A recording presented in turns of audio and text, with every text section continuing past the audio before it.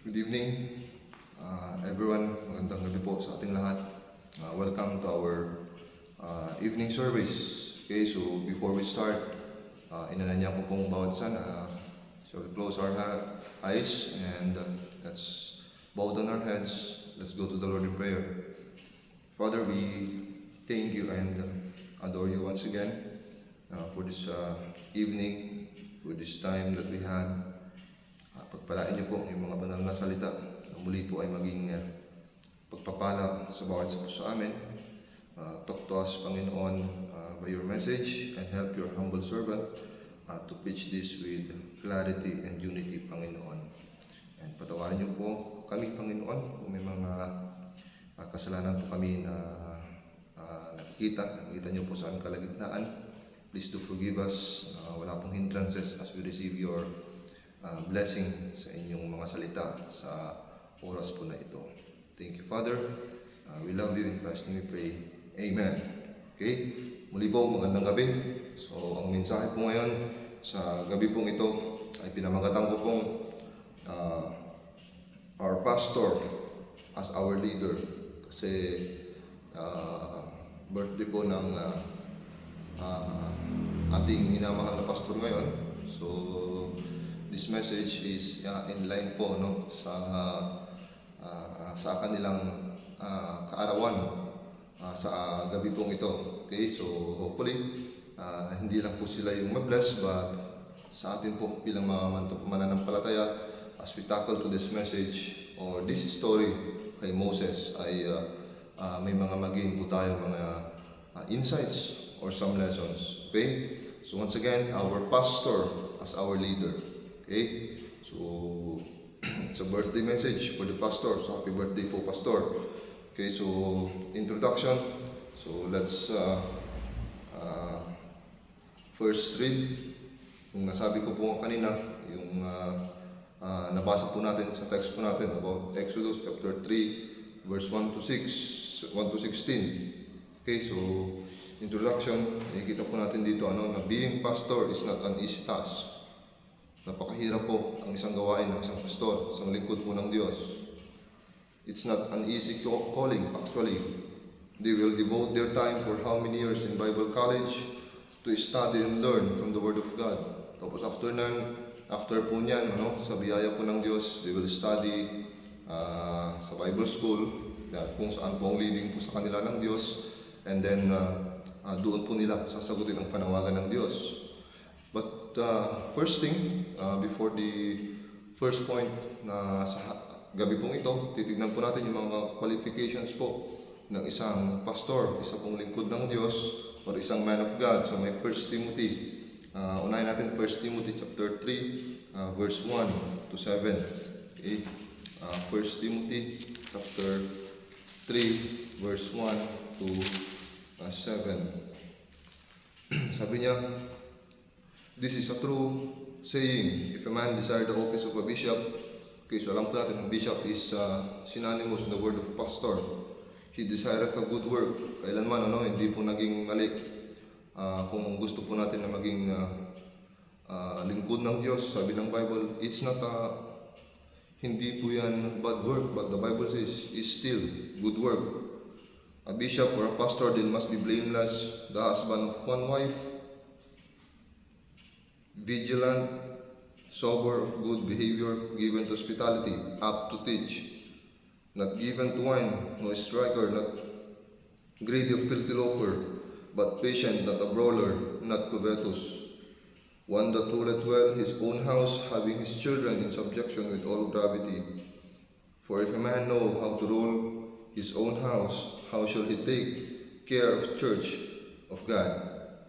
Not a novice, lest being lifted up with pride, he fall into condemnation of the devil. Moreover, he must have a good report of them which are without, lest he fall in reproach in the snare of the devil. Okay, so ito po yung mga qualifications ng isang pastor. Okay, so actually, let's pray for our pastor. Okay, so pag-pray po natin sila. Kung sino po dapat ang isa nag-pray sa kanila, tayo po ng mga members, mga faithful members. We always include them in our prayers. Okay, isa pa po, tingnan po natin sa kabilang book. Okay, so Titus chapter 1. Okay, so tingnan naman natin. So, sabi po ni Titus dito, chapter 1, verse 6 to 9. If any be blameless, the husband of one wife. So, iisa lang po dapat ang wife ng isang pastor, having faithful children, not accused of riot or unruly. For a bishop must be blameless as the steward of God, not self-willed, not soon angry, not given to wine, no striker, not given to filthy lucre, but lover of hospitality, a lover of good men, sober, just, holy, temperate. Verse 9, holding fast the faithful word as he hath been taught, that he may be able by sound doctrine both to exhort and to convince the gainsayers. Okay, so makikita natin dito na sa qualifications pa lang ng isang pastor is matindi po talaga. But praise God, marami pong mga pastors ngayon na nagpapatuloy, and even some missionaries, pastors or missionaries na tinawag po ng Diyos, and they actively answer the calling of God by His grace. Okay? Others gave up their job to leave their comfort zone just to answer by God's calling to their lives. Pastors are they are worthy of double honor, and we must always remember God's calling. Sabi nga nila, God's calling is also God's enabling. Church, we must be thankful if we have a pastor. If you have a pastor that continuously leading us into the right path, don't hate them. Huwag po natin silang awayin. Huwag po natin silang takbuhan when they give us biblical advice. Kasi yun po ang trabaho po nila sa atin. That's their responsibility po sa atin. Instead, appreciate and be thankful to them because we only have a pastor. Maraming mga churches po ngayon, wala pong mga nagli-lead sa kanila or tinitignan po nila as a leader. But here in our church, thankfully, salamat sa Diyos dahil meron po tayong pastor na leader po natin. And masasabi rin po natin, lahat ng pastor ay meron po silang uniqueness, meron silang similarity sometimes, but their only common ground is the grace of God and is the calling of God. Amen. Okay? So, our pastor and as our leader. Okay? Point number 1, God's timing to their calling. Okay, basahin po natin yung Exodus, yung key verse po natin, or yung main chapter, main verse po, Exodus chapter 3, verse 1 to 6. Now Moses kept the flock. This is Moses, of his father-in-law, the priest of Midian, and he led the flock to the backside of the desert, and came to the mountain of God, even to Horeb. And the angel of the Lord appeared unto him in a flame of fire out of the midst of a bush. And he looked, and behold, the bush burned with fire, and bush was not consumed. And Moses said, I will now turn aside, and see his great sight, why bush is not burned. Verse 4, and when the Lord saw that he turned aside to see, God called unto him out of the midst of the bush, and said, Moses, Moses. And he said, Here am I. And he said, Draw not nigh hither, put off thy shoes from off thy feet, for the place whereon thou standest is holy ground. Moreover, he said, I am the God of thy father, the God of Abraham, the God of Isaac, the God of Jacob. And Moses hid his face, for he was afraid to look upon God. Okay, so makikita po natin dito, ito yung calling ni Moses. Okay, so chapter 1, makikita po natin dyan, Exodus chapter 1, para mas maintindihan po natin yung naging buhay po ni Moses bago po siya tawagin ng Diyos. Sa chapter 1, merong isang king, talaga na cruel king, na gustong, we know the story, merong bagong king ang Egypt that time, na ayaw niya po talaga na may mga Israelites or even the Hebrews, lalo yung mga may papanganak, yung mga lalaki. Kung sabi niya, kung merong may papanganak ng mga lalaki, especially lalaki, kung may mga lalaki makita kayo may panganak, doon sa chapter 2, merong mga midwives dyan, and sabi niya, kung may panganak dyan, patayin nyo. Kung hindi, ilagay nyo sa ilog para lang may eradicate sila, mawala sila, para wala lang tatalo sa mga Egyptians. Kaya yun pong pinapagawa ng isang wicked king na ito. And at that time, isa po yan na pinagdaanan po ni Moses. And you know the story. When his sister, si Miriam, nilagay ni si Moses doon sa isang basket. Sinundan niya ni Miriam hanggang makarating doon sa anak ni Pharaoh, doon sa Egypt. And praise God, nakikita pa lang po natin, kasi 3 months old, doon si Moses. And from there, makikita pa lang natin yung pagiging leader o isang manggagawa ng Diyos, isang lingkod ng Diyos. Makikita po natin dyan, okay? Sa Exodus chapter 1 verse 7 to 12, Exodus chapter 1 verse 15 to 19, and even Exodus chapter 2. So sa point number 1, under this, God's timing to their calling, na makikita po natin, we have or merong God's preservation. Amen? Preserve niya ang buhay ni Moses, and ganoon din po sa ating pastor, sa mga pastor. Pinipreserve niyo po ang buhay ng mga pastor. Noon, may mga pastor na hindi nila akalain na tatawagin po sila ng Diyos.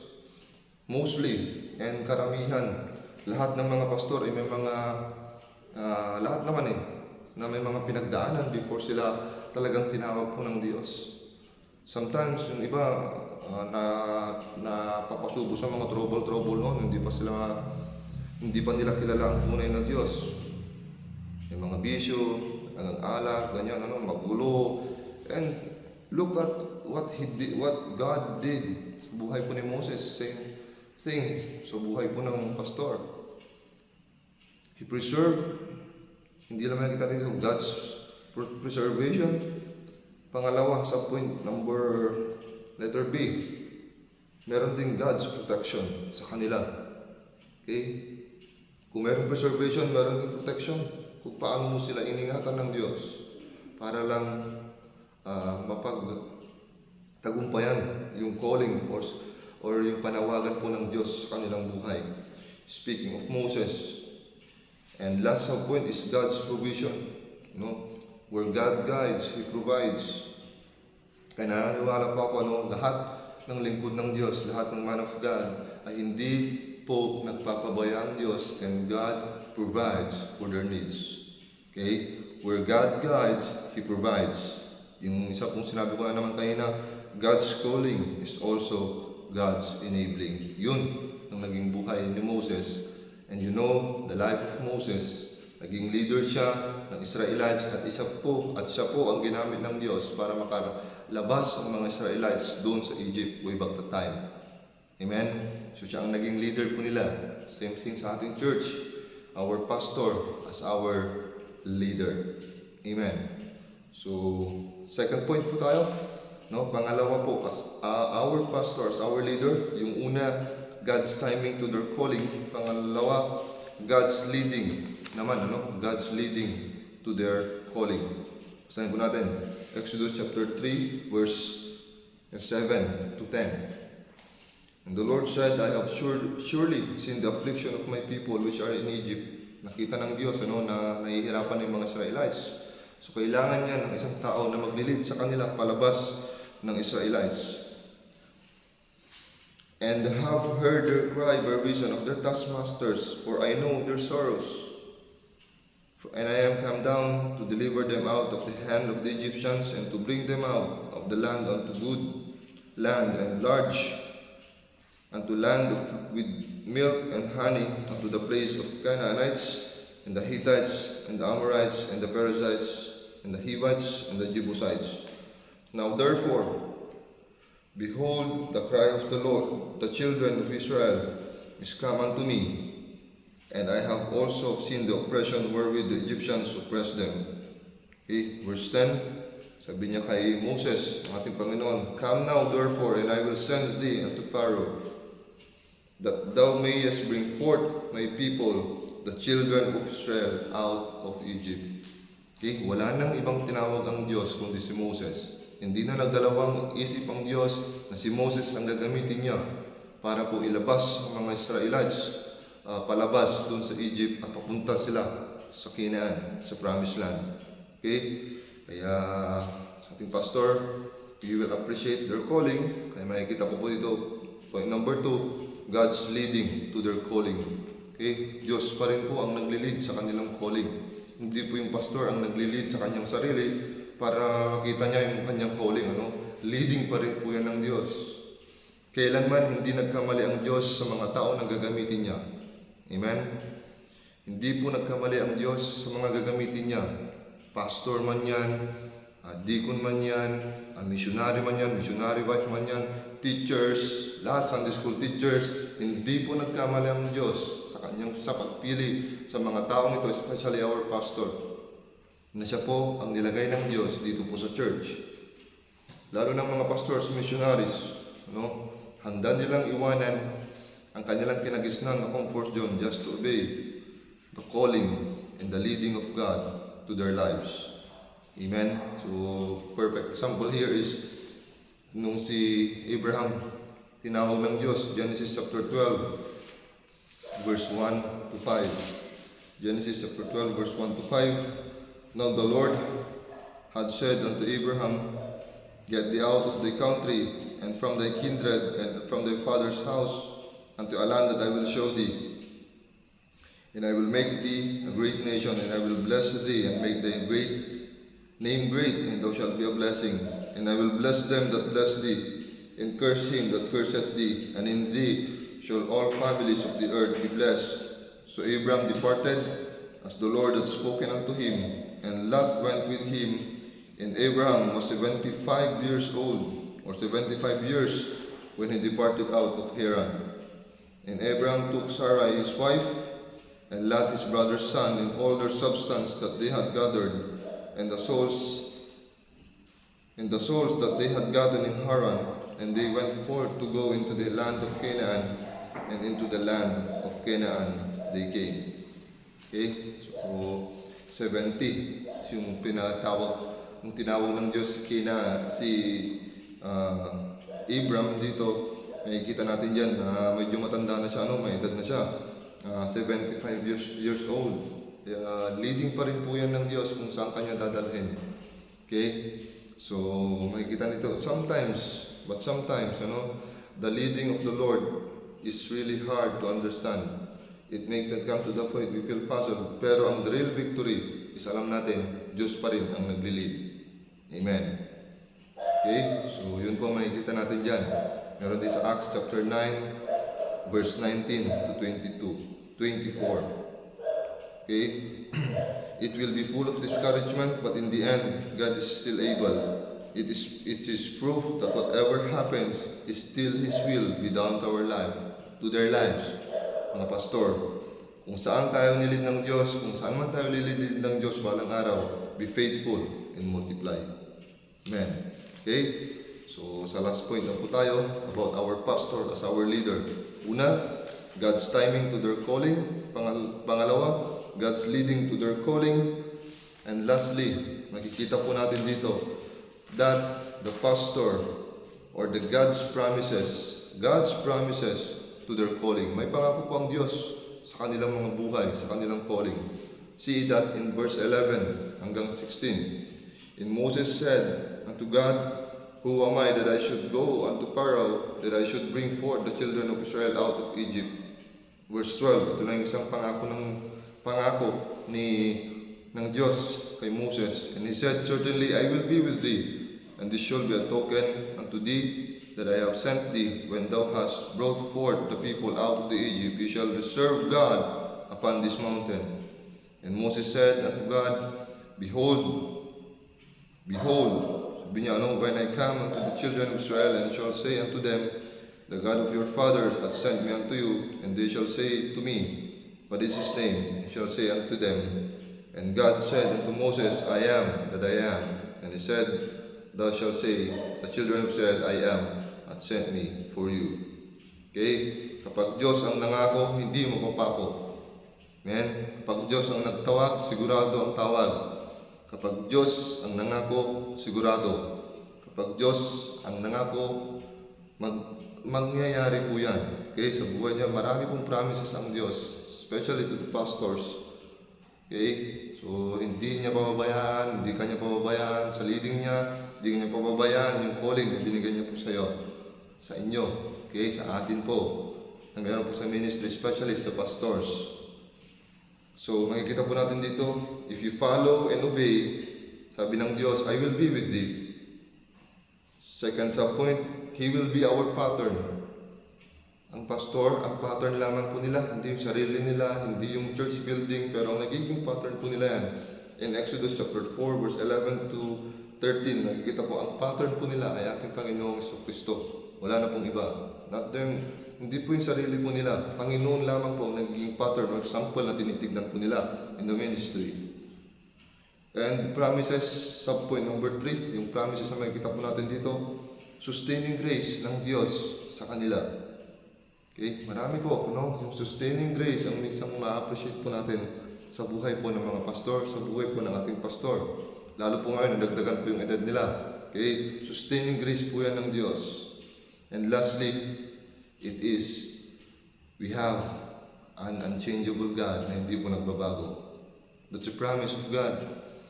Hebrews 13 verse 8, Jesus Christ is the same yesterday, today, and forever. Are you glad na hindi nagbabago ang Diyos? Kailanman. Kung sino ang Diyos ng Old Testament, yun pa rin ang Diyos ng New Testament. And until now, siya pa rin po yung Diyos na sinasamba po natin. Diyos ng Biblia at tunay na Diyos na paglilingkuran po natin. At yung Diyos na yun, pinaglilingkuran din po ng mga susunod. Yung mga handa pang maniwala sa Diyos, yun din ang Diyos na paglilingkuran po nila. And as we end, nakikita po natin in our summary and conclusion sa may 1 Thessalonians chapter 2 hanggang 10. Makikita po natin dito, as we end, wala nang mas masayang pastor na nililid ang church na ang mga members ay submissive. Amen? Wala nang pastor mas masaya sa kanilang puso pag ang mga members ay submissive, united at nagmamahalan, and including yung mga members na merong passion sa kaluluwa. Ang pastor dyan, pag ganyan na makikita niya sa mga members, wala na. Yun na lang po ang isa sa magpapasaya po sa kanila. Kaluluwa, yung mga members na may passion sa kaluluwa at mahal nila ang kanilang ginagawa at syempre, mahal nila ang kanilang pastor. God will bless us even kung ganyan po ang nagiging mindset po natin sa ating pastor. Okay? Muli po, our pastor as our leader. Okay? Siyempre, Diyos pa rin ang nasa taas.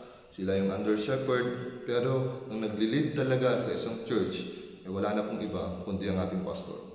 Okay? Muli po ay salamat sa pribileyo, pastor, and mapagpalang kaarawan po. At muli, ang papuri at pagsamba ay ibabalik ko na po sa Panginoong Jesucristo at sadya siya lamang po ang mapapurihan. At maraming salamat. Okay, tayo po ay manalangin. Panginoon, salamat po sa iyong biyaya. Salamat po sa aming pastor. Salamat po sa kanilang kaarawan ngayong araw po na ito. Salamat po sa paalala sa buhay po ni Moses and the ministry na magpatuloy po, Panginoon, whatever happens. At salamat po sa calling na aming pastor. And even sa mga missionaries na pinagpipray po namin, patuloy po niyo po silang gamitin kung saan niyo po sila ililid balang araw, Panginoon. Maraming pong salamat, Father.